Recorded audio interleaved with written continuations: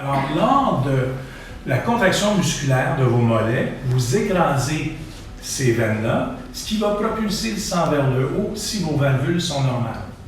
Supposez que vos valvules sont normales, le sang va remonter facilement vers le haut. Et la même chose aussi, l'écrasement veineux plantaire.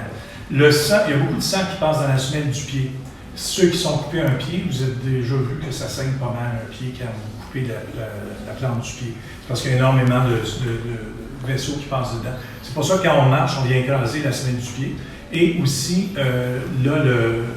ça va être repris par vos muscles du mollet, puis ça va propulser le sang vers le haut. Là, vous allez me dire, oui, mais je suis assis quasiment toute la journée, comment ça remonte?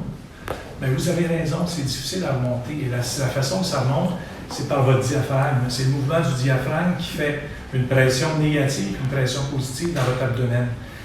Prenez une bonne inspiration, la pression monte dans votre abdomen, vous bloquez votre retour sanguin. Et quand vous expirez, ça fait une pression négative dans votre abdomen et ça fait comme aspirer le sang de vos veines vers le haut. C'est comme ça que ça fonctionne quand on est assis. Et il y a aussi cet effet-là venturi, c'est-à-dire quand il y a un gros flot sanguin ici, le sang des veines superficielles va être comme aspiré. Ça fait comme un effet de succion ici, la propulsion du sang dans les veines profondes. Alors, tout ça pour dire que même si vous n'avez pas de maladie veineuse, vous allez faire probablement un peu d'insuffisance veineuse, du reflux dans vos veines.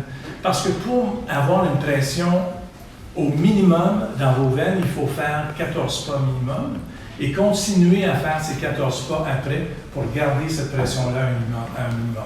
Alors, ça devient comme suit. Mettons les axes, l'abscisse puis l'axe XY. Là.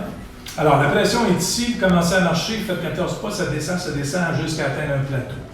Si vous continuez à marcher, vous allez rester à ce plateau-là, mais si vous faites 3 pas là, 4 pas là, 5 pas là, vous revenez, vous arrêtez, la pression se maintient toujours à un niveau beaucoup plus élevé que l'idéal, ce qui va faire que vous allez avoir un suintement à l'extérieur de vos petites veines, les vénules, et ça va aller dans vos tissus mous.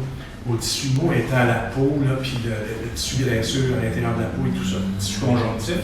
Ce qui fait qu'à la fin de la journée, vous allez vous ramasser avec le bas des jambes un peu enflé. Et d'avoir les jambes enflées en fin de journée, dans nos espaces de travail actuels, c'est à peu près normal pour tout le monde. C'est même physiologique de l'avoir.